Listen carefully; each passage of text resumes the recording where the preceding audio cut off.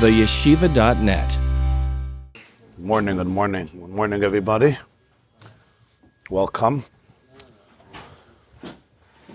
Want to wish Nehemiah and Rashi Kaplan a big mazel tov on the engagement of their son, and to the Zayda who's also here. He's usually here virtually, but today he's here physically. Mazel tov, asach nachas, abinyan adeyad.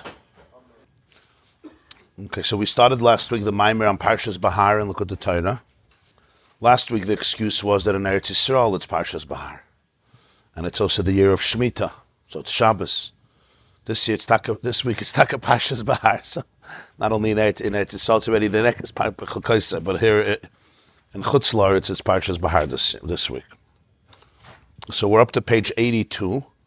On top it says Behar. It's Mem Aleph, column 3, close to the bottom. Mem Aleph, column 3, or 82. Just to summarize one of the essential points that we learned last time in the previous class,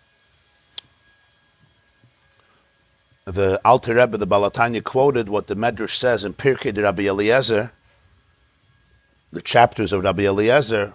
So the Medrash says that Ad Shalai Nivra Ha'olam, before the world was created, Hayahu Ushmai Hagadol Bilvad, there was only him and his name. What does it mean there was him and his name? Only him and his name. You could say there was only him, I understand. What does it mean there was him and his name? Hayahu Ushmai. What is this thing called name, his name? So the Alter Rebbe, the Balatanya, explained that this is connected to another word that's often used, and that is when the Gemara says in Brachas that in Olam Haba tzadikim nenim miziv hashchina, they enjoy the radiance, the ziv, the light of the Shechina. Not the Shechina, but the light of the Shechina. The glory, the ziv is like the ray of the sun, is called a ziv, a glimmer or a ray. In Yiddish it's called an upshine.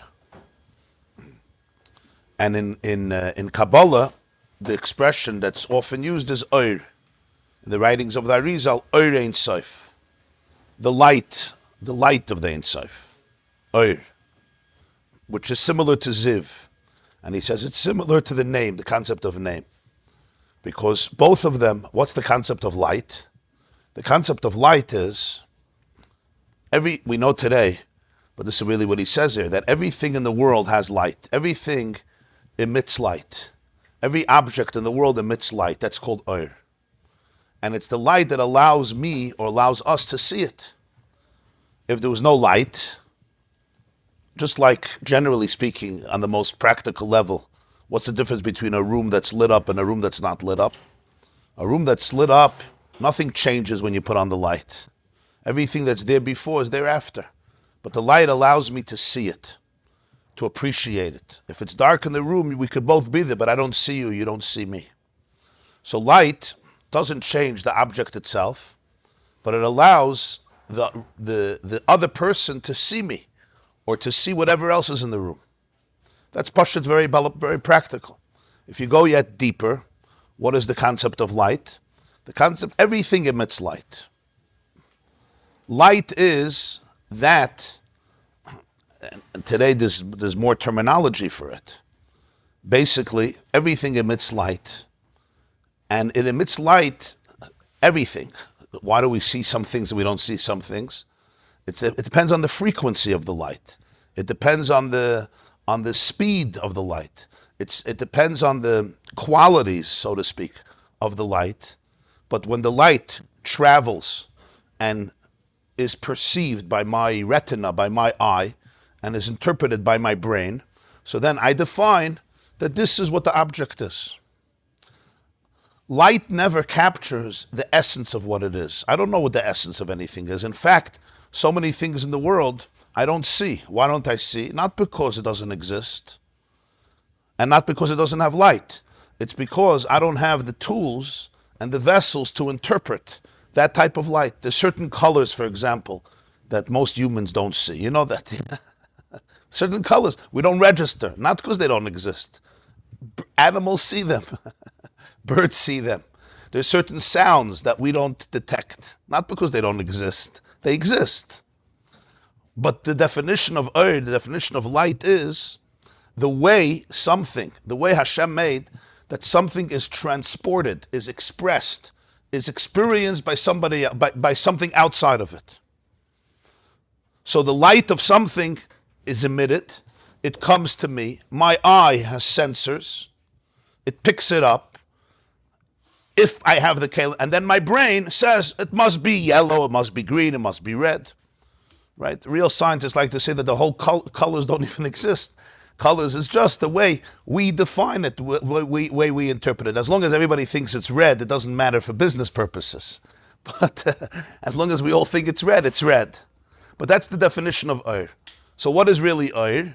Ur is the way something is experienced by the makabel, by the recipient. That's the concept of shame. What's shame? Shame is a name.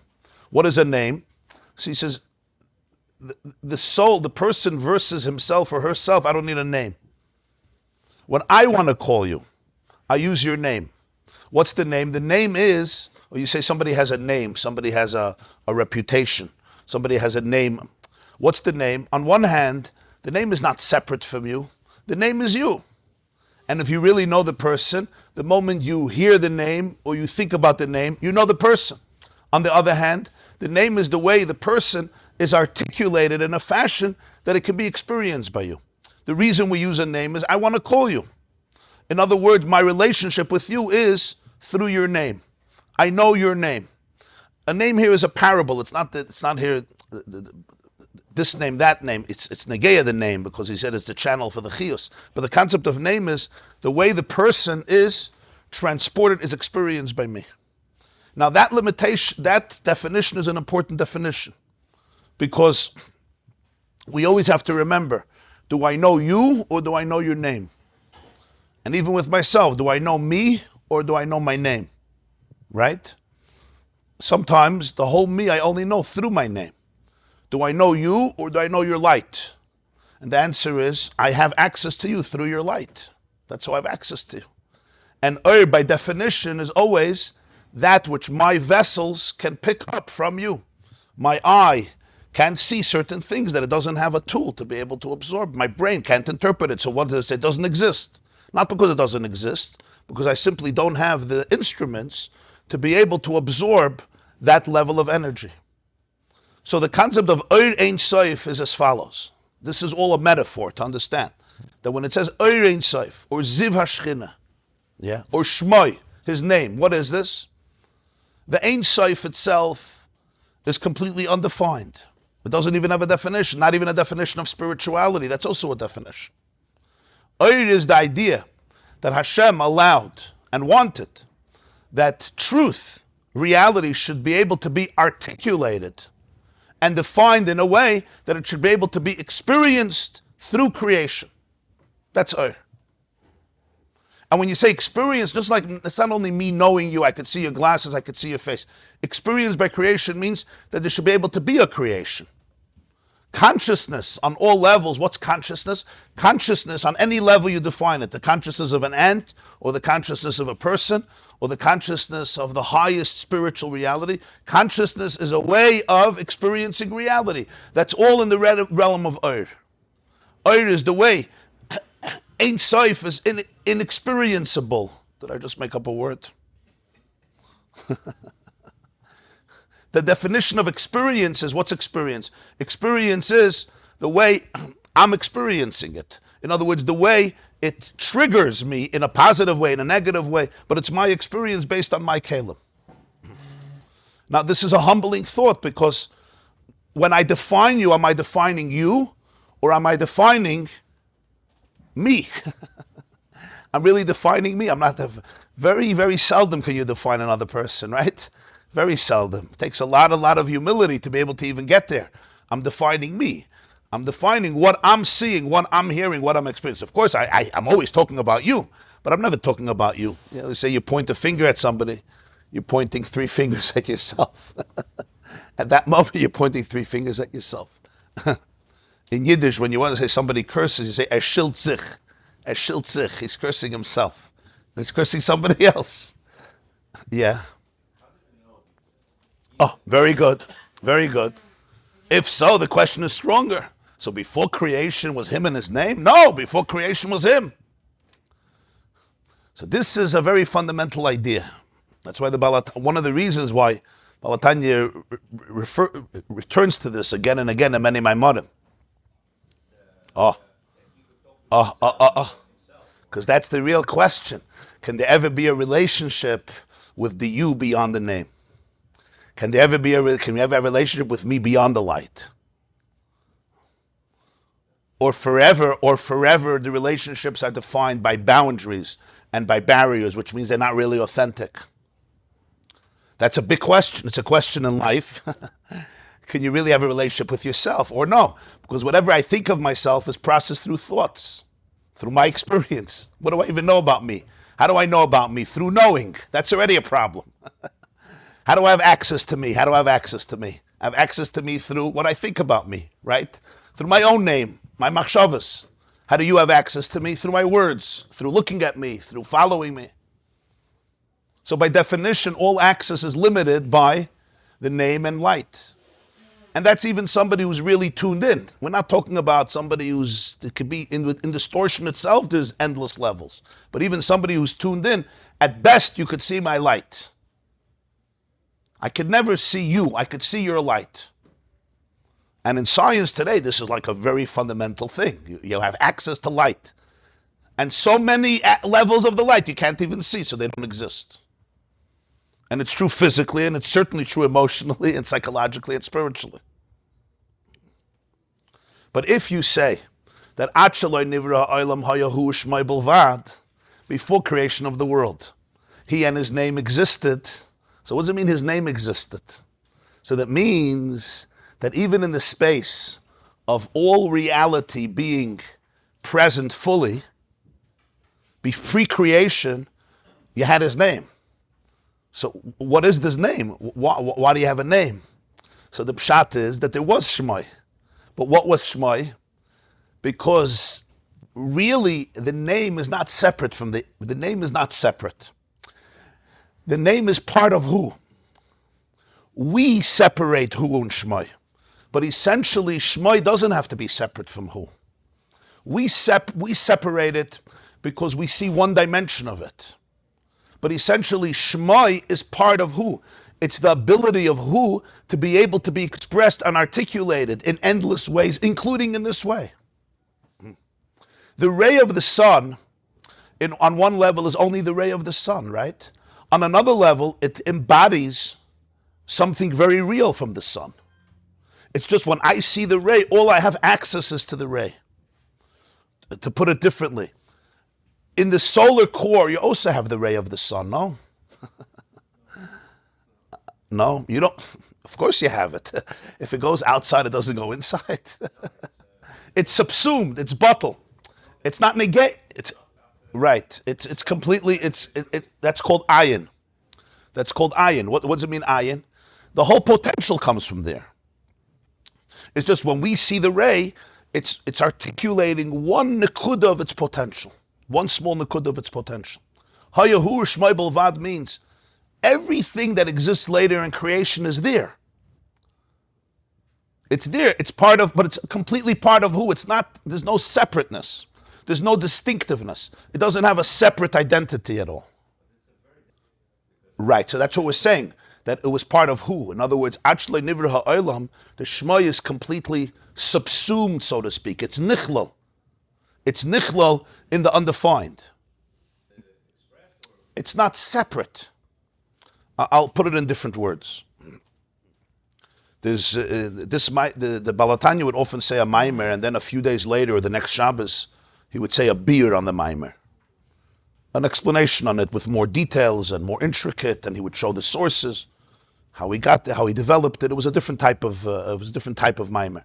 So this maimer happens to have a very long beer afterwards. So in the beer, he gets in very much to the whole sugya of Tzimtzum.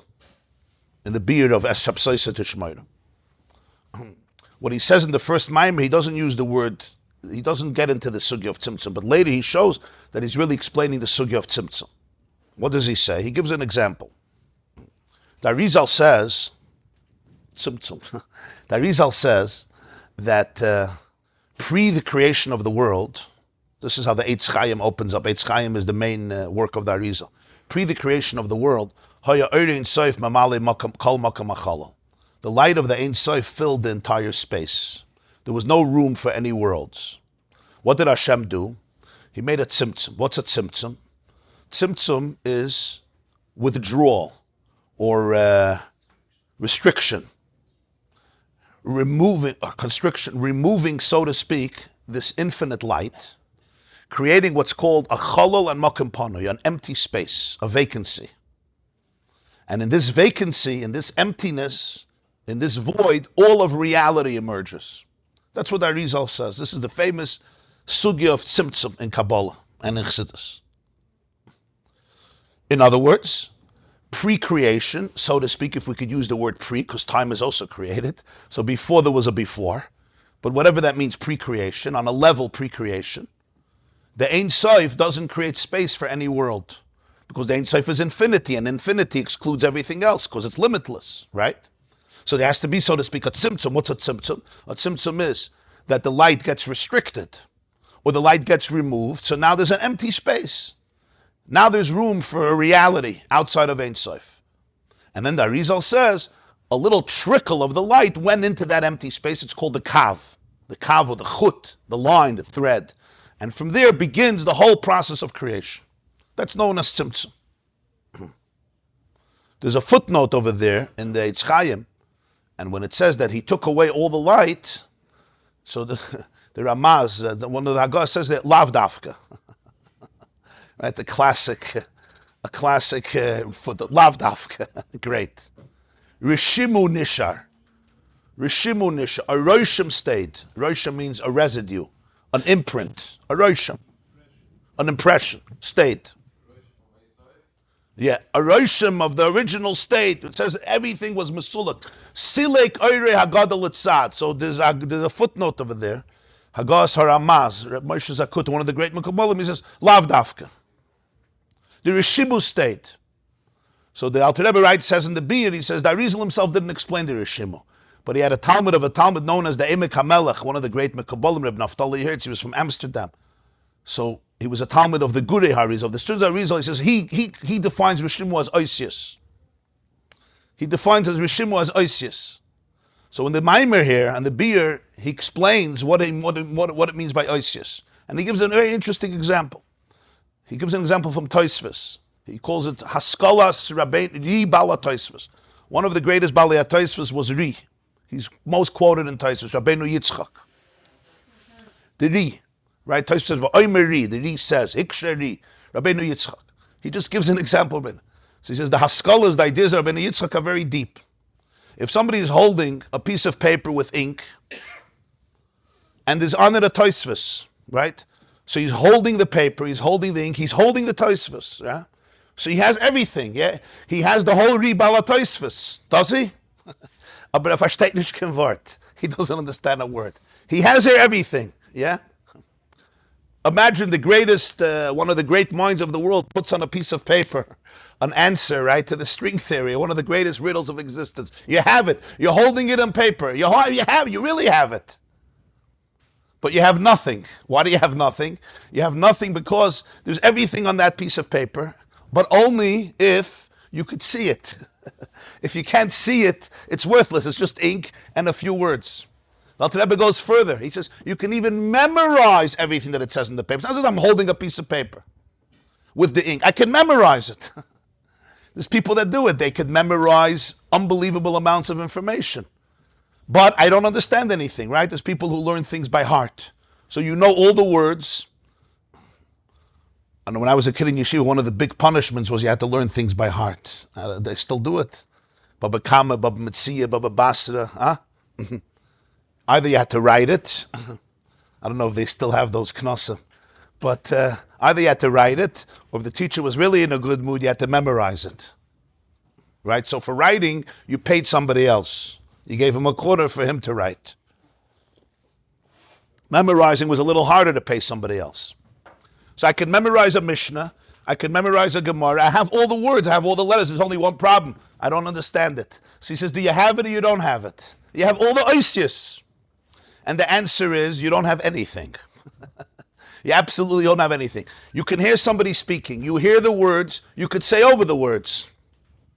Right? You heard it. You have it on a tape. You maybe taped it. You can write it down. I don't understand it. What does this mean? I once heard Rabbi he was talking about somebody. So he said, this person has a chush. Kann mazbe sein zu andere, was allein versteht nicht. He said he has a chush. He can explain to other people what he doesn't understand. It looks like he understands. He doesn't understand a word he's saying. Rabbi Khan said it about somebody. It was an interesting definition.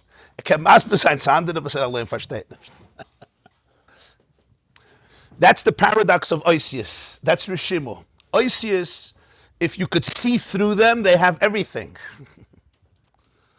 If I understand the letters, if I'm holding the reed, the Balatoisbus, and I understand it, you know, people who read music, right? You can give them the most beautiful, unbelievable music on music sheets. One person looks at it and he starts smiling and he starts humming, and he gets into an ecstatic mood. You'll give me the same musical sheets, I'll look. There's nothing here. Because there's nothing here, but there's also everything here. It depends on your ability to be able to see the oisius as channels. If I grab onto the letters in and of themselves, I have a piece of paper, I have ink, and I have letters. That's nothing. But if the letters are conduits, are channels, so the paper and the ink is just a channel for the idea. So I look at the oisius and my face lights up. I memorize the words, but if the words are conduits, I see the oir in the oisius. Let's call oisius kalim, containers. Notes are containers. The idea is the oir, the light, the energy. So then there's absolutely no tzimtzum. Tsoya tasela teva. The Baal Shem, there's a teva is a word. Teva means a word, like Rosh Tevas. Tsoya tasela teva is the word needs light. Tsoyar is a window, a light. Evan Teva Rashi says, right? The teva needs a light. So there was a big debate. We once spoke about this in one of the shiurim via Daita Moskva about Tzimtzum. There's 4 different opinions about Tzimtzum. First of all, if Tzimtzum was in Atzmos, or also in Atzmos, or only in Eir, and if Tzimtzum was Kipshutai or Shaloi Kipshutai, meaning, we spoke about Riches. It's a fascinating sugya. Was the Tzimtzum, when the Arizal says there was a Tzimtzum, is it in the essence or only in the light? And is it literal or not literal? And there's 4 different opinions. The most radical opinion is it was in the essence and it's literal. Tzimtzum oire, but what's pshat in oire? Okay, also the Alter Rebbe geteicht. But there were those who held there was a tzimtzum kivayachal and atzmos. When Uncle Moshe says Hashem is here, Hashem is there, Hashem is truly everywhere, they would take issue with that song. Although today nobody does, because today it's already a different time. But there were great Mekabalim who held that to say Hashem is everywhere is actually very, very disgusting and embarrassing. It's really not nice. As one of them writes, it's really not nice to say that the king is in a garbage dump. You don't put the king in a garbage dump. You don't do that. The king is in a palace. He could see what's happening in the garbage dump. You know, Google reports what's happening. But to say that he's there in your zevel, in your ashpa, in your dirt, please. Mamala Kalalman, according to this interpretation, means his hashgacha, his providence. There's a video camera. There's reports. But not him. That's the radical shitta.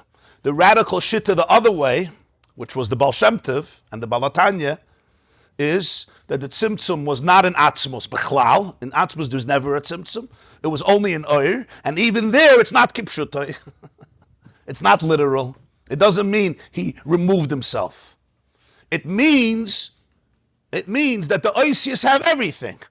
It's just he created a situation where the oisius don't necessarily reflect it if you don't have the right way of looking at them.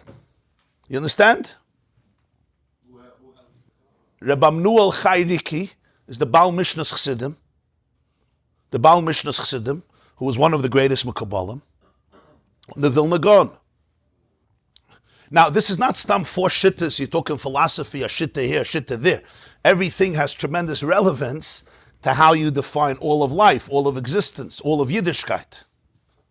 A few months before he passed away, there was a Moshe Shapiro in Eretz Yisrael. He was one of the great Bali Machshava in the literature world. Rabbi Moshe Shapiro wrote a lot of Svarim, gave a lot of Shiurim. He learned by Rav Dessler Grada. So he was here for treatments here in New York. So he was staying not far from here, a few blocks from here. So there was a Malava Malk before Rosh Hashanah he was here.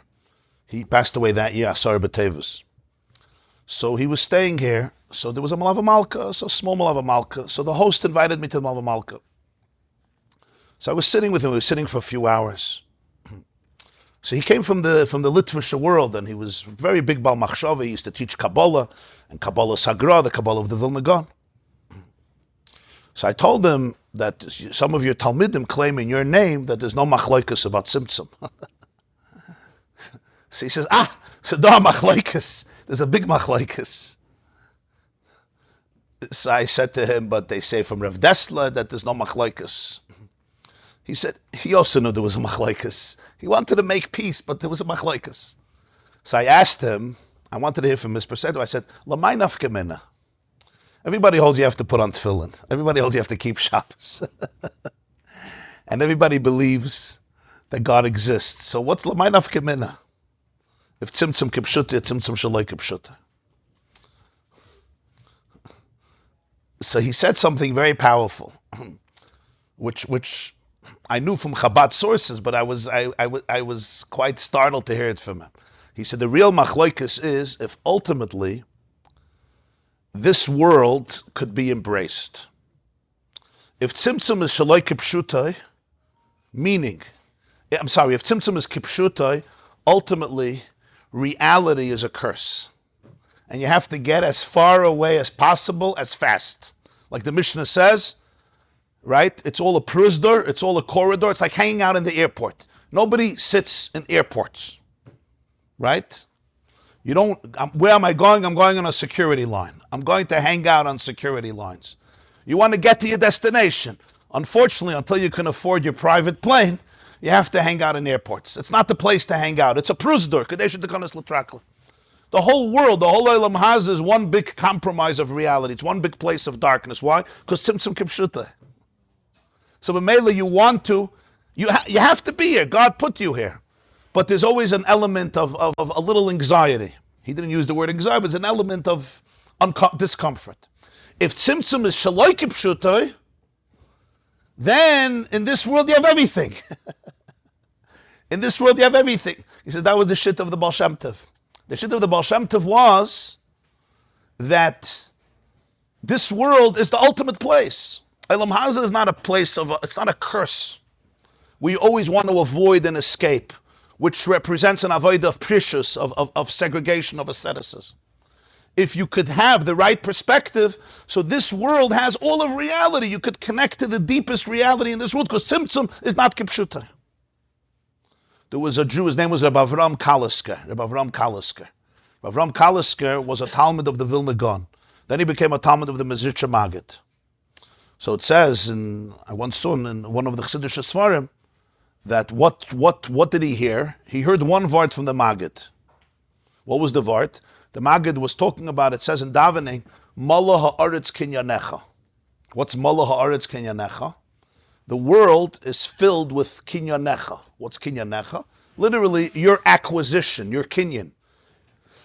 In other words, the world is filled with things that you own. Your kinyanim, things that you acquire. You're telling Hashem, this whole world is filled with things you own. I don't own my car, I don't own my house, I don't own my garden, I don't own my body, it's yours. That's Parshas. The Maggid teached in Yiddish, he said, Mala ha'aretz kinyanecha, yeah. The Welt is full mit Sachen durch welche me ken dir keine sein. The world is filled with things through which to acquire you. Not the world is filled with your acquisitions. Basically, God bought everything off. You know people who bought every house in Monsey off? You know that concept? Malahar kinyanecha, it's filled with things that you bought, that you own. You created it, you own it. Malahar kinyanecha, it's filled with things through which to be kind to you. The whole world is an opportunity for a relationship. It's an opportunity to be kind to you. What do you mean? I'm eating, I'm drinking, I'm sleeping, I'm making money, I'm going to business, I'm involved in this. It's all an opportunity to be kind to you. Kinyanecha. Avram Kalisker, this doesn't the numen. What is it miyusadon? It's miyusadon that ultimately the whole tzimtzum is not kipshuta. There was a tzimtzum, of course there was a tzimtzum. There is a tzimtzum, I should say. There is, not there was. There is a tzimtzum. It was also, but it also is. But tzimtzum shaloi kipshuta means that in the letters you have everything. So what's the tzimtzum? The tzimtzum is I can also hold on to the letters and have nothing.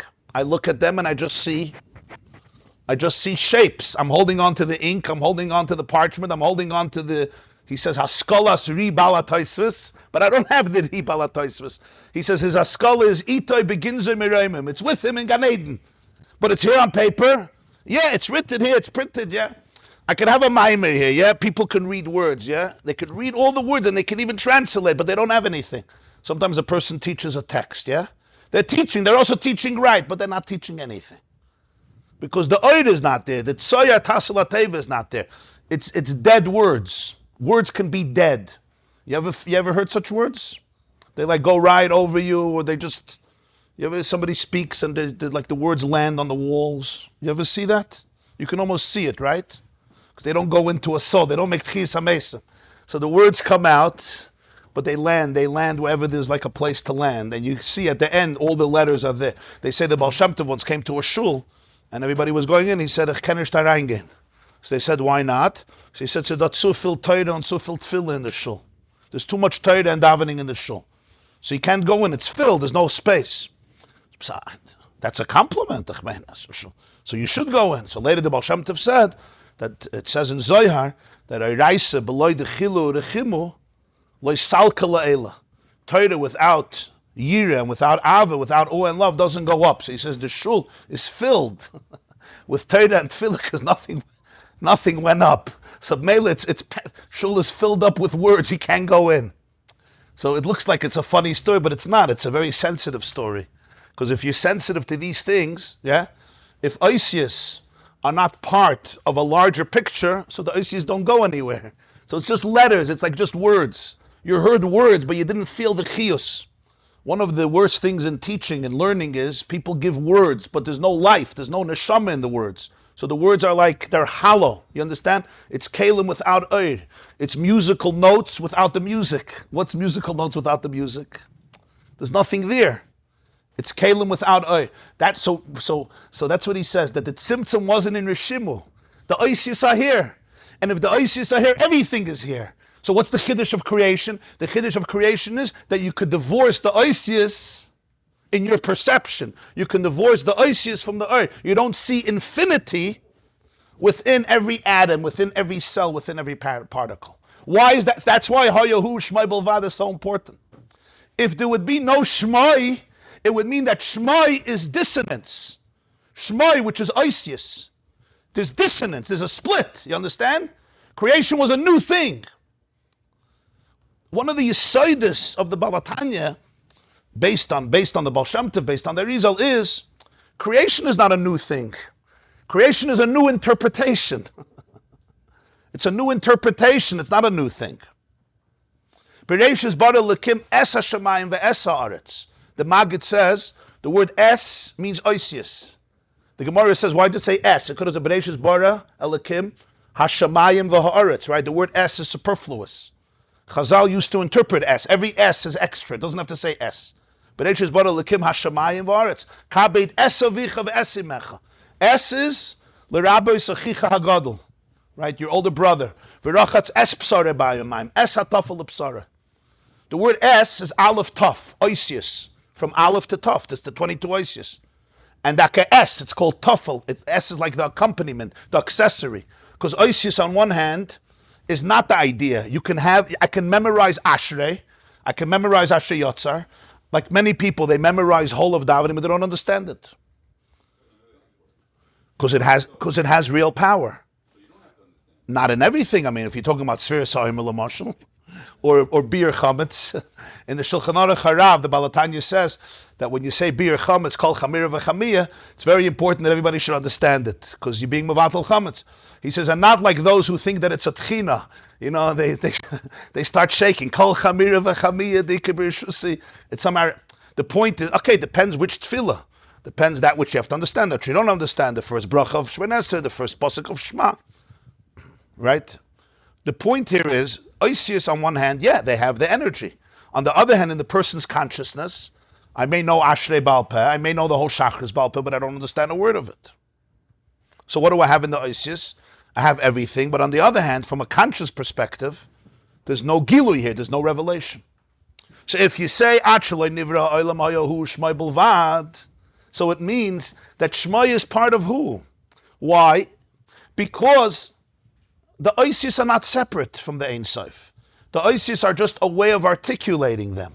They can also interrupt it. They can also conceal it. And even if they don't completely conceal it, they can partially conceal it. How much am I getting from the Oisius? The Gemara says in Avodah Zarah that it takes a Talmud 40 years to understand what his teacher said. Why? Ad arbayim shnin lo'ikaya in shadaita de Rabbi. Moshe Rabbeinu told the Jews after 40 years, Lo nasan Hashem lechem. Leiv ladas, einayim liris, as nayim l'shmaya ad nayim hazeh. Why does it take 40 years? The answer is, what happens after 40 years? He doesn't teach him again. No, the same class, the same shiur that he gave 40 years ago, after 40 years, the student in the Oisius, he sees what he couldn't see 40 years ago.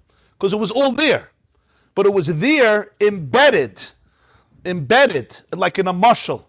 We learned this in V'yadaita Moskva from the Rebbe Rasha Barichas. A mashal has the whole nimshal, but I may not see it in the mashal.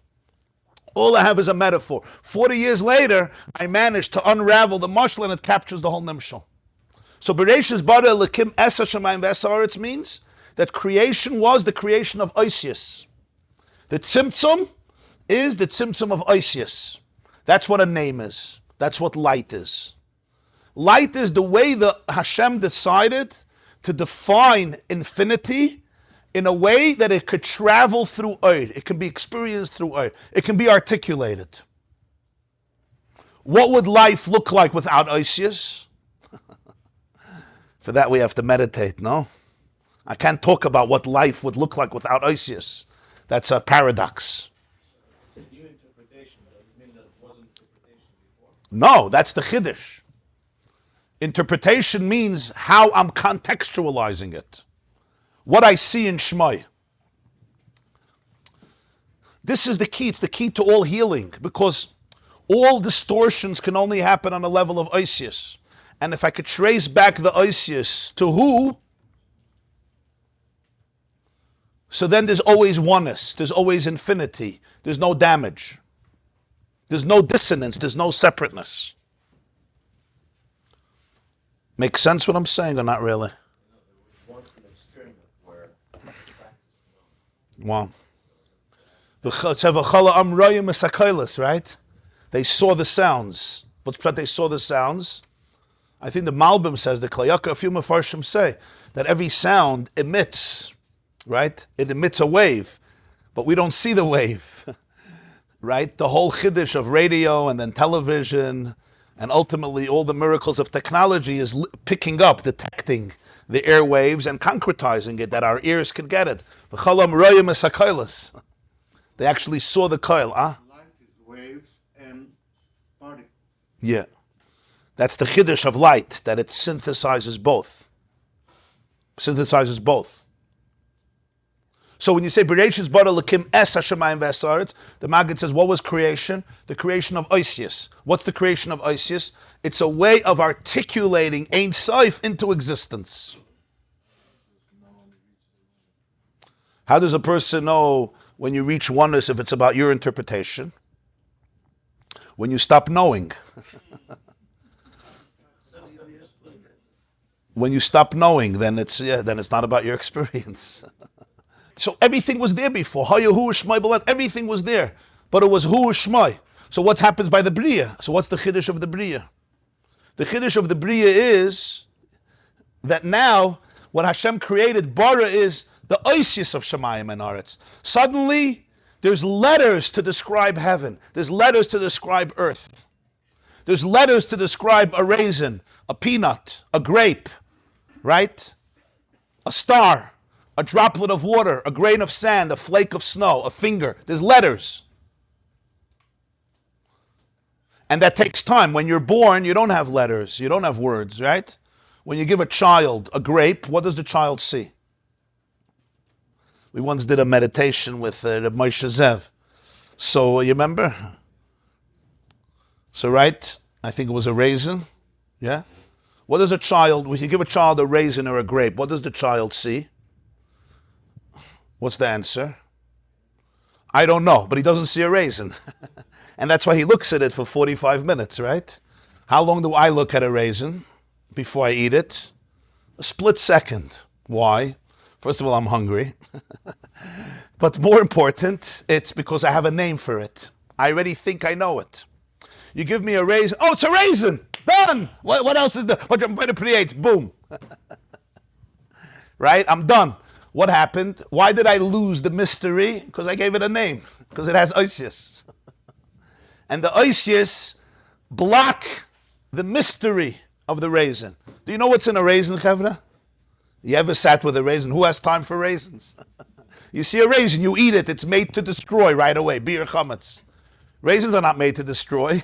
Malar, it's kinyanecha. Raisins are made for relationships. That's the emes. What's a bracha? Baruch atah Hashem Elokeinu melech haolam borei precreates. How much wisdom, how much light is in those words? Baruch atah Hashem Elokeinu melech haolam borei precreates. You have all of botany and science and physics and geology and photosynthesis and the process of development, and that's on a physical level. Then you have on a spiritual level, all before you ate the grape. Why? Because what you're doing is you're taking the grape and you're linking it with the Ein Sof. You're drinking a cup of coffee. Baruch atah Hashem Elokeinu melech haolam shahakol niya b'dvareh. What exists in that? Shahakol, everything, niya, came into existence b'dvareh. So really, if I focused on the bracha, what? You just said a lot of stuff.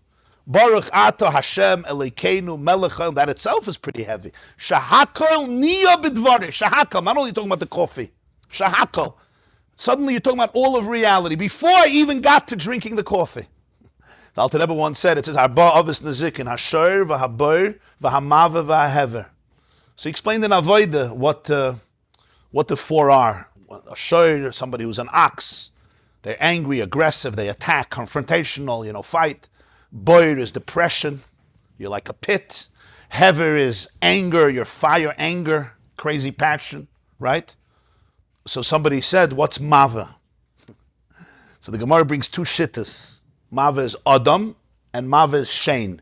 A tooth the animal eats. The Rebbe said, what's Mava zeh Hashein? Macht a bracha, und kann noch essen nach dem.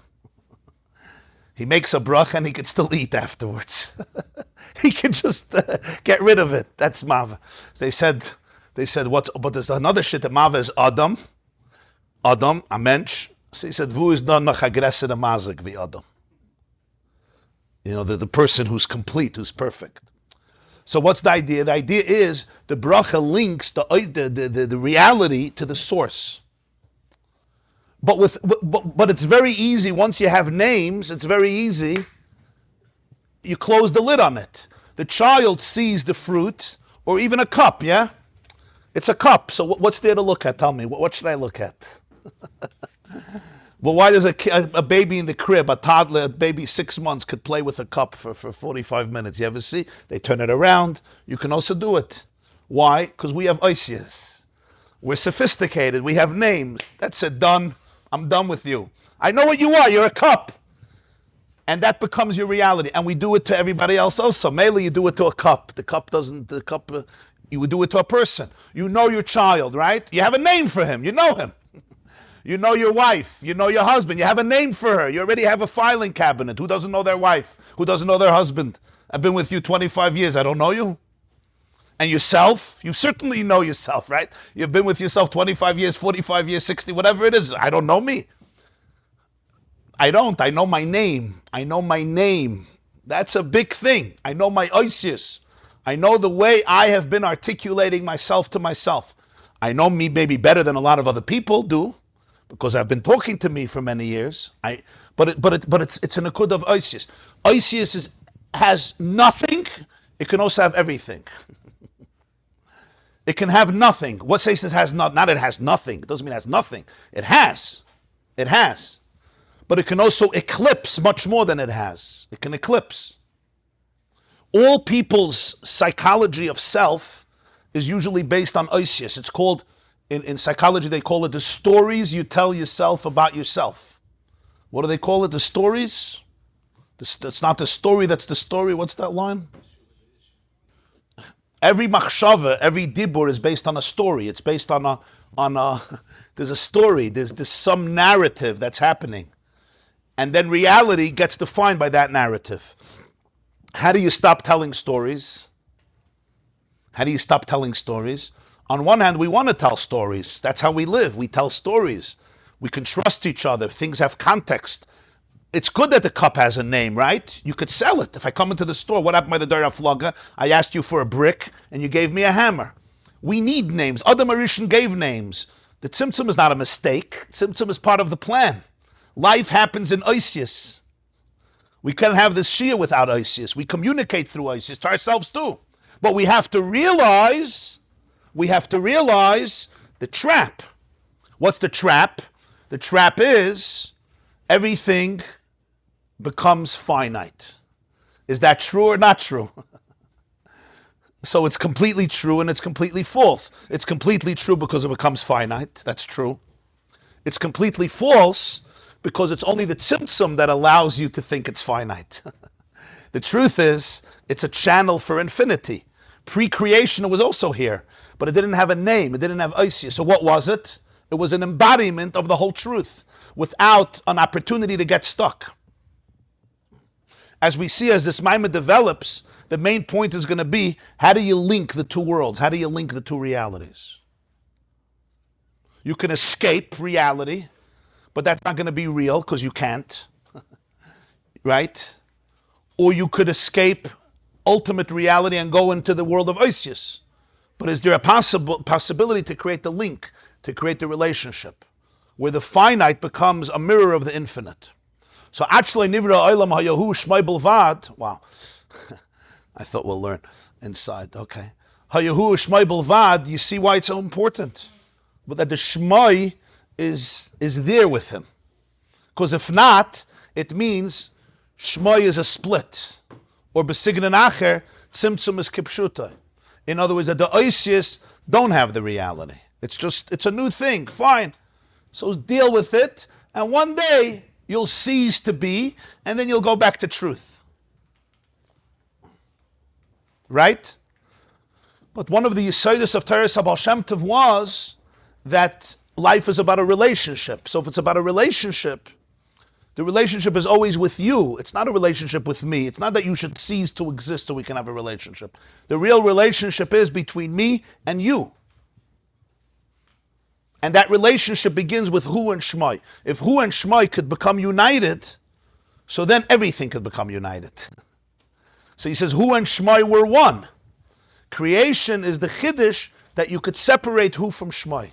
That the name becomes something outside of Hu. And that's serious. It's a serious journey. It's not a mistake. Right. But you can't understand that it's not separated if you don't understand how it is separated. You understand? Because you have to experience Shmai. The way out of pain is through pain. What do they say? The way out of pain is through pain. We spoke on Shabbos. Meaning, the way out of Shmai is through Shmai. L'shem yichud kutchabrichu shchinte. Right? L'shem yichud kutchabrichu shchinte. L'yachada shem yudke bevavke. B'yichud shlim b'shem kol Yisrael. Kegavna de inan misyachad in la'ela be'echad. Ufhachi yis yachadis l'sata b'raza de echad. L'mevi yimein la'ela chad l'kavel chad. Kutchabrichu echad. L'mevi echad be'echad. V'okimna raza de Hashem echad u'shmai echad. Why the end of Aleinu? It's always V'hayel Hashem al-Melech HaKadosh B'yemo Yi Hashem echad u'shmai echad. What's wrong if his name is not one? He's one. Vayomahu yiyeh Hashem echad or Shema echad. Right? And the Chazanim give us a Shema echad that's even bigger than Hashem echad. Ushmai, Ushmai. I'm not going to practice my cantorial skills now, but you know what I mean, yeah? Echad. Ushmai echad. Because that's the key. When you speak about Geula consciousness, it's Hashem echad, but there's something else. Ushmai echad. What's Shema echad? That the Shema should be echad. There shouldn't be fragmentation in the name. But the whole idea of a name is fragmentation. The whole idea of a name is how I communicate to you on your terms. If there wouldn't be a you, I don't need a name. Hashem doesn't need names. Truth doesn't need names. Truth is truth. The whole idea of a name is what? How I'm bringing it to you. I have a name so that you should be able to know me. Hashem's name means that he wants I should have a relationship with him. So it's all about me. It's all about Tzimtzum. Shame is Tzimtzum. That's Iyar. That's what Iyar is. Iyar is always Tzimtzum. Iyar means how it gets transported to another reality. The Alter Rebbe says here the Lashon, right? Whenever a gadol wants to communicate with a katan, it's never atzmius. It's always through a tzimtzum. It's through light. It's through shame. But the Shema Echad is the ultimate unity, the ultimate synthesis that a person works through in their own life. The Tzimtzum was only in the Iyar, according to the Balatanya, and even in the Iyar, it's not Kipshuta. That's the Chiddush. First of all, it's not the Etzem, it's only Iyar. The Etzem is Lamata Kamay Lamayla, no difference. Torah Vayera, Hamayir Hu Bizgalos, Shem Shamayim Shagar B'Fikayil. The Rebbe says when a child says that Eibishter, it's Atzmus, it's everything. It's not Iyar, it's Atzmus. Moidani, Mayir Hu Bizgalos. That's Atzmus. Even in Iyar where there was a Tzimtzum, it's not Kipshuta. What says it's not Kipshuta? Not Kipshuta means there was no real Tzimtzum. Everything is here. Legabe the Gilui. The Gilui could be that it's not perceived in a person's consciousness. So when he says Rishimu, there was no Tzimtzum, that's the Vart. That in Oisius, they have everything. I'm holding on to the ink, and yet I have nothing. I don't see anything. I see a blank piece. I see a piece of paper with black letters. But really, if I learn Hebrew and I learn Gemara and I learn Taisvis in 40 years, I'll look at it. Oh, wow, it's all here. That's the Vart of Tzimtzum Shalei Kipshuta. It's all here. I have to advance my perception. Sometimes you're in a relationship with somebody, right? And you have all the love in the world, but you don't know it because you're blocked. And then you work on yourself and you open your blockage and you're like, wow, what a gift. There's people who were in the presence of great people, but they were too blocked or too cynical. So they never knew it. And then suddenly you work on yourself, you heal a little bit, and you're like, wow. Right? You know what the Baal Shem Tov says about Kalenakamus Hashem, Kalenakamus Sophia? Moededict. Told us Yaakov Yosef brings. I think Parshas Ve'eda, boy. Baal Shem Tov said, it says, Kalenakamus Hashem, Kalenakamus Sophia.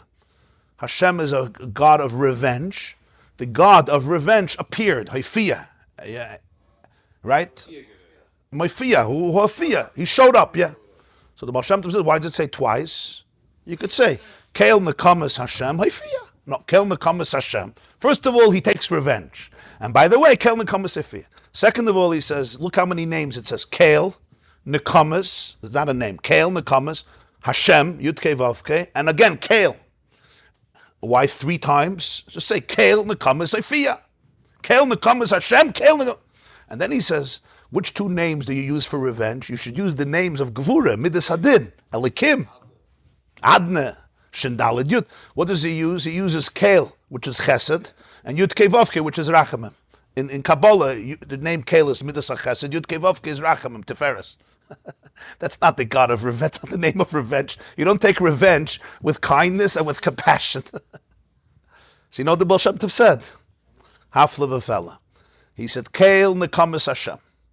By Hashem, Nekama is Kael and Hashem. It's Chesed and Rachamim. That's the revenge. That's the fragen. Sorry, don't call it revenge. Call it love. Why are you calling it revenge? He said, I'll explain to you. Kael Nekamas, you know how he takes revenge? Hoifia. He shows up. He shows up. And he gives a mashal. He says, imagine somebody saved your life. Pashat saved your life and gave you unbelievable things in the world. They just took care of you amazingly. Everything you have is because of them. There's only one problem. You don't know it. Or you don't believe it. Maybe you feel so damaged you can't believe it. So what do? You dedicate your life to destroy them. Or at least you try to destroy them. For whatever reason, they say, you do somebody a favor, give them little rocks. So when they start throwing rocks, it should be little ones, right? So you start throwing rocks at the person. So the Baal Shem Tov says, what's the nekama that this person needs? They don't need to be punished. They need hayfiyah. One day they learn who you really were. They learn who you were, what you did for them. He says, the shame that they experience, it's the biggest nekama. Yeah, you could punish the person. He says that's not the real nekama. The real nekama is they realize how off they were. I was in such a prison. The shame of my falsehood. The busha, because of who you were and who I thought you were. So he says, so nekama is not taken by concealing himself, it's by revealing himself. And you get to see who he is. That's what it is. Yeah, same thing. Yeah, and look at the Torah, there's a maim in achere, v'loy nevesh, v'loy nikolim, v'loy nikoshe, lo'olam vod. When a person gets to see the truth of the world, so there's v'loy nevesh. Because if not, he says it's a busha. Somebody sees you at a wedding and you're in ganzen, you go to your chuppah and you're without without levushim. It's a busha, right? Not just for other people, for yourself. Yeah. The same on the Koshnitz Magid also, yeah. If it's beautiful. You're saying because it's a relationship, so there's a paradox. This is a paradox. This is you just explained. Yes. And that's why there's particles and waves. For you, back for Tzimtzum. to reflect. This class is brought to you by theyeshiva.net. Please help us continue the classes. Make even a small contribution at www.theyeshiva.net/donate.